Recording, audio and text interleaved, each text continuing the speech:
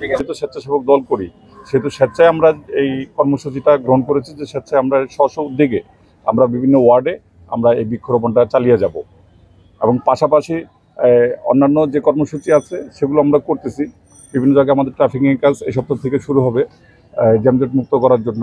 পাশাপাশি আমরা বিভিন্ন স্পিড ব্রেকারগুলোতে রং করে যাচ্ছি যাতে মানুষের চলাচল করতে বা চালকদের কোনো প্রবলেম না হয়, সেই জন্য আমরা এগুলো নিয়ে কাজ করে যাচ্ছি।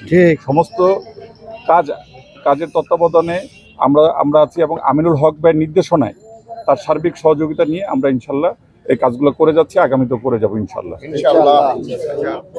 একটা দেশের শতকরা 25% বৃক্ষ বা বন থাকা উচিত। আমাদের দেশে আছে মাত্র 7.5%। আর আমাদের এই নগরায়নের ফলে ঢাকা শহরে প্রতি বছরই যেভাবে করে বৃক্ষ নিধন হচ্ছে, এখন শুধু পার্কগুলি ছাড়া আর এলাকার মধ্যে গাছ নাই।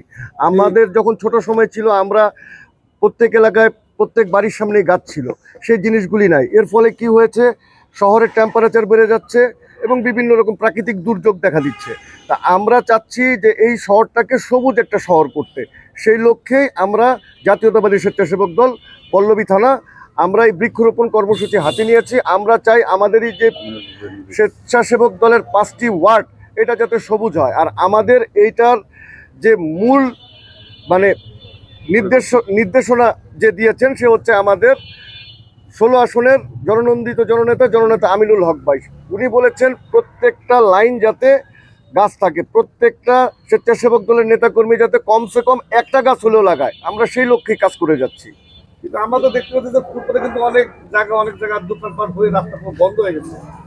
এই সমস্যাটা আজকের না, এই সমস্যাটা বিগত ফ্যাসিস্ট শেখ হাসিনার আমল থেকে 17 বছরের সমস্যা। এখন ডে বাই ডে আমরা চাচ্ছি যারা ফুটপাতে ব্যবসা করতেছে তাদের পুনর্বাসন কিভাবে করা যায় সেই লক্ষ্যে আমাদের আমিনুল ভাই চিন্তা ভাবনা করতেছে। আর যেই সব জায়গাগুলি এখনো দখল মুক্ত আছে আমরা সেসব জায়গায় গাছ লাগিয়ে যাচ্ছি।